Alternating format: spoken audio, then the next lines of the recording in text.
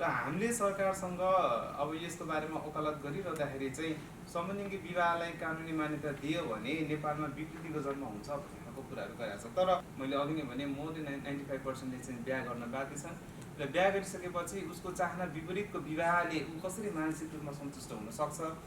समुदायको अवस्था यसरी समाजमा स्वतन्त्रपूर्वक आफू बाँच्न नसक्दाखेरि र बाध्यतावश आत्महत्या गर्नुपर्ने जुन स्थिति आएको छ त्यसले निकै नै एउटा कहानी लाग्दो र एउटा भयावह स्थिति निम्ताएको छ भने नागरिक विधेयकको त्यो अङ्गीकृत नागरिकताको विषयवस्तुमा चाहिँ नेकपा पार्टीले निर्णय गरेर अनि यो राज्य व्यवस्था तथा शासन समितिले निर्णय गर्न सक्छ भने हाम्रो अधिकारको विषयवस्तुमा पार्टीको छलफल किन गर्न सक्दैन।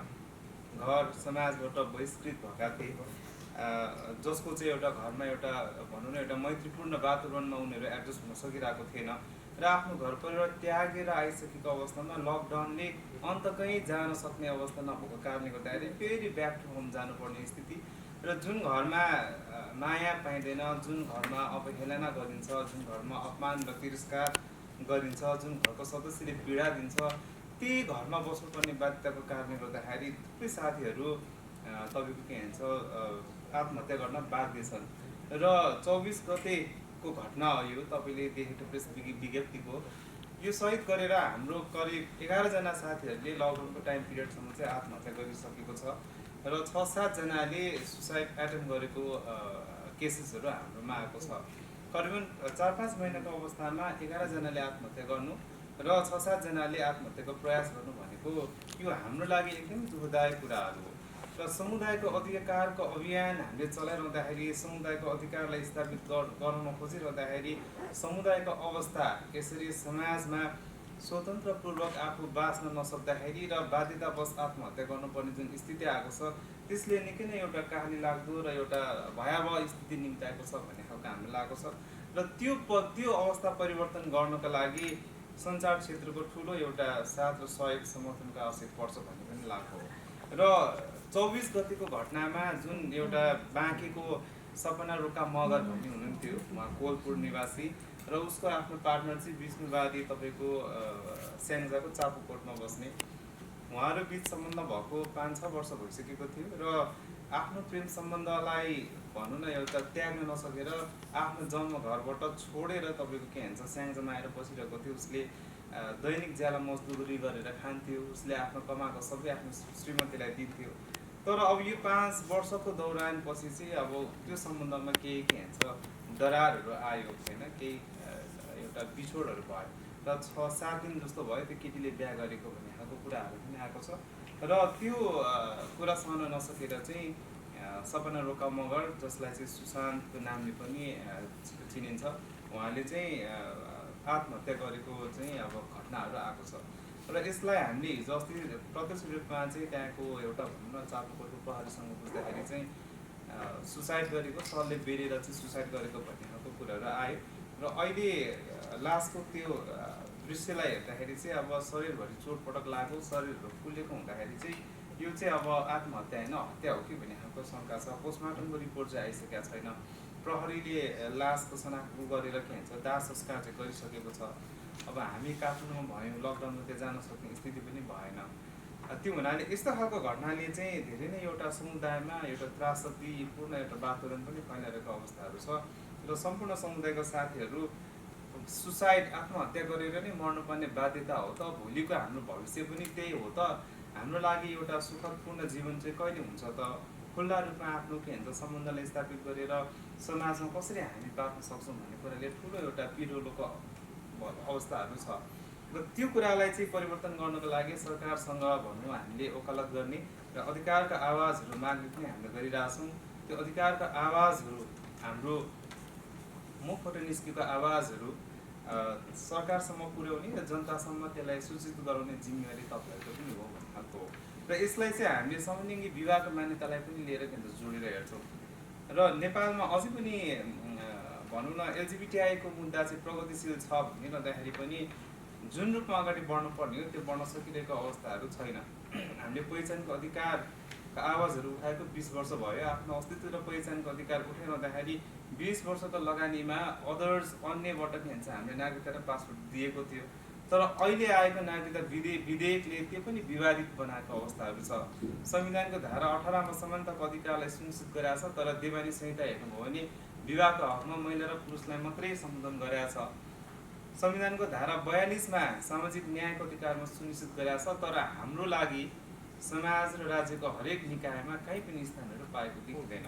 त्यो उनीहरूले पहिचानसँग जोडेर आएको अधिकार, संवैधानिक अधिकार, जसको घाँस बाँस कपासको एउटा ग्यारेन्टी गर्नुपर्ने सरकारले त्यो हुन सकिरहेको अवस्थाहरू छैन र रोजगारको अवस्था पनि हुन नसकिरहेको अवस्थामा चाहिँ आफ्नो लाइफ सर्भाइभ गर्नुपर्ने पनि एउटा कठिन अवस्थाहरू आइरहेको छ। र त्यसलाई चाहिँ कसरी संविधानमा लेखेको भनौँ धारा 12, 18, 42 लाई कार्यान्वयन सरकारले कसरी गर्छ र समुदायको अवस्था परिवर्तन गर्नको लागि भनौँ न समाजलाई तयार गर्नको लागि सरकारको दायित्व र भूमिका के हो भन्ने कुरा पनि प्रश्न आयो। र मैले कुरा उठाउन चाहेको चाहिँ जस्तो खालको नेपालको हिस्ट्रीमा हेर्दाखेरि चाहिँ तपाईँको चाहे त्यो महिलाको अधिकार होस्, चाहे दलितको अधिकार होस्, चाहे अपाङ्गताको अधिकार होस्, चाहे अरू विभिन्न खालको एउटा सीमान्तकृत वर्गको अधिकार होस्, हरेक अधिकारलाई स्थापित गर्नको लागि त्यो सीमान्तकृत वर्गको मुद्दालाई राजनीतिक मुद्दाको रूपमा स्थापित गर्नुपर्छ भन्ने हाम्रो मान्यता रहेको छ। अहिले नेपालमा कुनै पनि पोलिटिकल पार्टीले आफ्नो विधानमा, आफ्नो कार्यनीतिमा, आफ्नो जुन खालको एउटा पोलिसीहरू प्लानहरू छ त्यसमा कहीँ पनि के हुन्छ यो समुदायलाई समेट्न सकेको अवस्थाहरू छैन। जसले जे भने पनि तपाईँको नेपाल कन्ट्री भनेको पोलिटिकली ड्रिभन कन्ट्री हो, राजनीतिक रूपमा के हुन्छ यो निर्देशित भएर चल्ने देश हो र यो समुदायलाई राजनीतिक रूपमा स्थापित गराउने, राजनीतिक प्रतिनिधित्व र समावेशीलाई सुनिश्चित गर्ने र त्यसको आधारमा आवाजलाई बुलन्द बनाएर चाहिँ अधिकारलाई स्थापित गर्ने एउटा राजनीतिक रणनीति तय हुनुपर्ने, त्यो हुन सकिरहेको अवस्थाहरू छैन। र अहिले हेर्नुभयो भने जति पनि के हुन्छ नेपालको संविधान सभा हलतिर हेर्नुभयो भने कुनै पनि हाम्रो समुदायको साथीहरू यो समुदायबाट त्यहाँ प्रतिनिधि छैन र अधिकारबाट वञ्चित हुनुपर्ने कारण पनि त्यही नै रह्यो होइन। र त्यो कुराहरूलाई चाहिँ हामीले कसरी चाहिँ सुनिश्चित गर्न सक्छौँ र समाजको इच एन्ड एभ्री सेक्टरमा चाहिँ हाम्रो अधिकार, हाम्रो समुदायलाई कसरी के हुन्छ स्थानान्तरण गर्ने भन्ने पनि एउटा चटारो एउटा भनौँ न आवश्यक विषयवस्तु रह्यो। र हामीले हाम्रो अधिकारका आवाजमा मात्र सीमित होइन, सरकार, समुदाय र समाजभित्रको के हुन्छ जुन खालको एउटा निकाय छ त्यसमा चाहिँ समुदायको प्रतिनिधित्वलाई सुनिश्चित गर्नुपर्छ भन्ने हाम्रो मागहरू रह्यो। र पहिचानको अधिकार जसरी संविधानले सुनिश्चित गराएको छ त्यो प्रतिपादित बनेर विधेयकमा आयो, त्यो पनि फेरि अलिकति के हुन्छ भनौँ न यो आश्चर्यजनक, अलिकति विवादित, अलिकति हामीलाई अस्वीकारी र हाम्रो विपक्षमा आएको चाहिँ हामीले घोषित गरेका छौँ। त्यस अर्थमा कि सेक्सन अपरेसन गर्नुपर्ने र मेडिकल सर्टिफिकेट ल्याउनु पर्ने भन्ने प्रावधान त्यो आफैमा पनि विरोधकारी छ। जब एउटा महिला र पुरुषलाई नागरिकता लिनको लागि त्यहाँनिर के भन्छ लिङ्ग सेक्सन अपरेसन गर्नु पर्दैन, तपाईँ मेडिकल सर्टिफिकेट ल्याउनु पर्दैन भनेदेखि हामी त्यस लिङ्गी भएको आधारमा डक्टर कहाँ गएर आफूले सेक्सन अपरेसन गरेर अनि मेडिकल सर्टिफिकेट ल्याउनु आफै नै एउटा के भन्छ यो भनौँ न ऊ छ कि विवेककारी छ। र सबै त्यसो लिङ्गीहरूले लिङ्ग परिवर्तन गर्न पनि सक्दैनन्, गर्न पनि चाहँदैनन्। नेपालमा यो कानुनी प्रावधान पनि छैन, नेपालमा यो मेडिकल एक्सपर्टिजहरू पनि छैन र सबैसँग त्यो आर्थिक हैसियत पनि हुँदैन। यस्ता खालको पुँजीवाद विधेयक लिएर आएर जस्तो खालको एउटा के भन्छ स्वतन्त्रताको अधिकारमा त्यो अङ्कुश लगाउने एउटा रणनीति रच्याएको छ, त्यसको चाहिँ हामीले जहिले पनि विरोध गरिरहेको हुन्छौँ। र हामीले यसलाई कसरी लिएको छौँ भन्दाखेरि नेपालमा अहिले नेकपा पार्टीको सरकार छ, ठुलो पार्टी छ, स्टेबल गभर्मेन्ट छ होइन, स्थायी सरकार छ, उसले चाह्यो भने दिन सक्छ यो अधिकारहरू। जब नागरिक विधेयकको त्यो अङ्गीकृत नागरिकताको विषयवस्तुमा चाहिँ नेकपा पार्टीले निर्णय गरेर अनि यो राज्य व्यवस्था तथा शासन समितिले निर्णय गर्न सक्छ भने हाम्रो अधिकारको विषयवस्तुमा पार्टीगत छलफल किन गर्न सक्दैन? कहाँनिर चाहिँ हाम्रो अधिकारहरू सम्बोधन हुन सकिरहेको छैन, कस्तो कानुन बन्नुपर्छ भन्ने खालको कुराहरू पार्टीगत रूपमा छलफल हुनुपर्ने विषयवस्तु हो कि होइन भन्ने खालको कुरा हाम्रो चासो पनि हामीले राखिरहेका छौँ। र त्यो कुराहरूलाई चाहिँ राजनीतिमा स्थापित गर्नको लागि समुदायलाई सशक्तिकरण गर्नुपर्छ भन्ने पनि हाम्रो मान्यता रह्यो। र अहिलेको अवस्थामा समान वैवाहिक अधिकार, सेम सेक्स म्यारेज लिगलाइज हुन नसक्नु, समाजले यसलाई स्वीकार्न नसक्नु, परिवारले यसलाई मान्नुको लागि तयार नहुनु, यी विविध कारणले गर्दाखेरि थुप्रै समुदायको साथीहरूको सम्बन्ध अन्यलको अवस्थामा छ।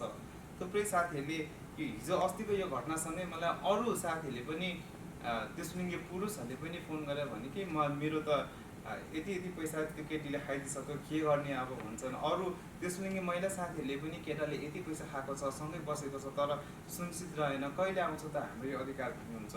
र हामीले सरकारसँग अब यसको बारेमा वकालत गरिरहँदाखेरि चाहिँ समलिङ्गी विवाहलाई कानुनी मान्यता दियो भने नेपालमा विकृतिको जन्म हुन्छ भन्ने खालको कुराहरू गरेका छ। तर यो घटनालाई हामीले एउटा उदाहरणको रूपमा लिन सक्छौँ कि नेपालमा समलिङ्गी विवाहले मान्यता पाउन नसक्दाखेरि हामी जस्तो समुदायको साथीहरूले यसरी बाध्यतावश चाहिँ आत्महत्या गर्नुपर्ने एउटा अवस्थाको सृजना चाहिँ भएको छ। किन भन्दाखेरि कानुन छैन। यदि कानुनले त्यसलाई बाधा दिएको भएदेखि समाजमा विकृति होइन कि यो समुदाय आफैमै व्यवस्थित चाहिँ हुन सक्थ्यो।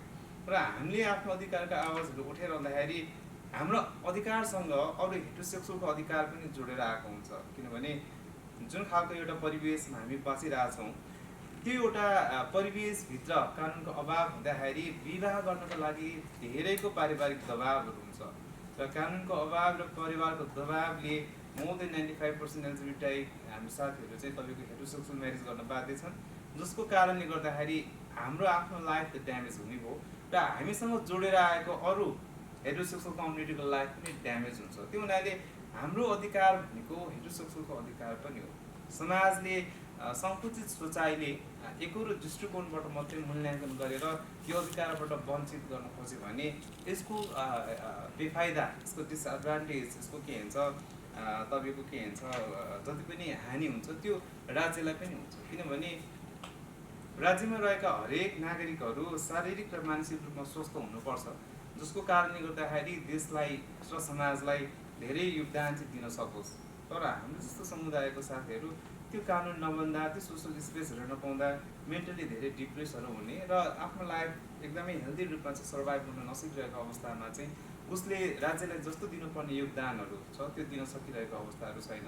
मैले अघि नै भने मोर देन 95%ले चाहिँ बिहा गर्न बाध्य छन् र बिहा गरिसकेपछि उसको चाहना विपरीतको विवाहले ऊ कसरी मानसिक रूपमा सन्तुष्ट हुन सक्छ, ऊ कसरी एउटा सामाजिक रूपमा ऊ के भन्छ स्थापित बन्न सक्छ र त्यसको हातमा उसले आर्थिक आय आर्जन कसरी गर्न सक्छ। यसको सबै नकारात्मक पाटो भनेको तपाईँको आर्थिक स्थितिमा, तपाईँको सामाजिक अवस्था र आफ्नो एउटा शारीरिक र मानसिक अवस्थामा पनि यसले के भन्छ हानि लिएर आउँछ। त्यो कारणले गर्दाखेरि जुन खालको एउटा इफोर्ट, जुन खालको एउटा क्षमता छ त्यो राज्य र समाजले दिन नसक्दाखेरि यसको बेफाइदा राज्य आफूलाई पनि हुने हो।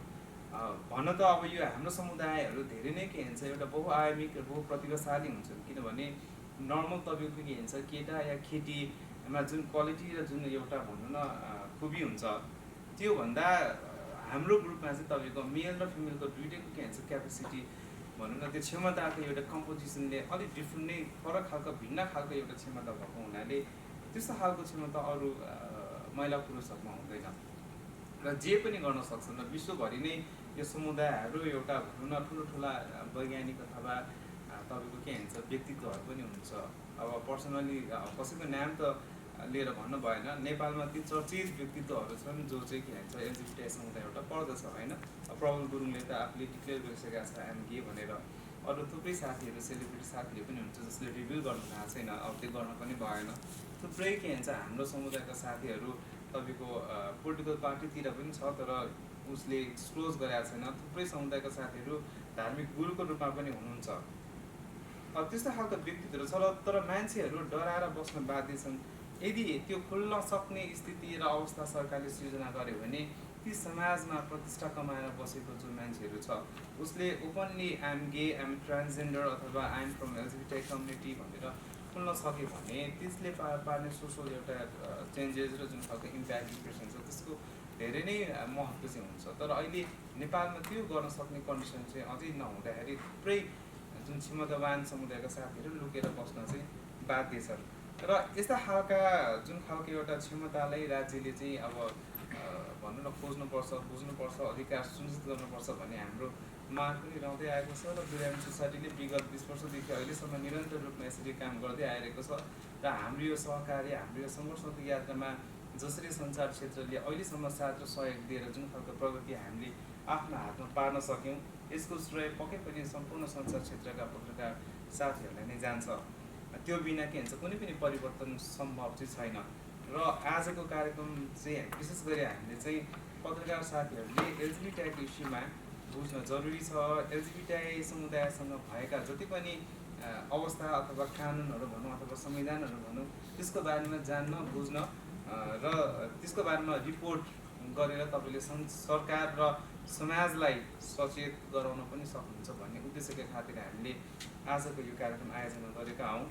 र अब ओरिएन्टेसन चाहिँ भनेको छ, त्यो ओरिएन्टेसनमा सायद ट्विटरले एलजिबिटिआईको इस्युमा चाहिँ थोर बहुत रूपमा तपाईँहरूले जानकारी पनि दिनुहुन्छ होला, किनभने सबैले थाहा हुनसक्छ जति हामीले बुझ्छौँ होइन, तपाईँले त्यति नबुझे हुनसक्छ। र एलजिबिटिआईभित्रको डाइभर्सिटी र एलजिबिटिआईभित्रको जुन खालको एउटा गहनता त्यो तपाईँले जति एनालाइज गरेर तपाईँले के भन्छ स्टडी गर्नुभयो अथवा फिल गरेर बुझ्न खोज्नुहुन्छ त्यति नै तपाईँले बुझ्न सक्नुहुन्छ। सतै रूपमा बुझेको कुराहरू अलिकति भनौँ न पर्याप्त नहुन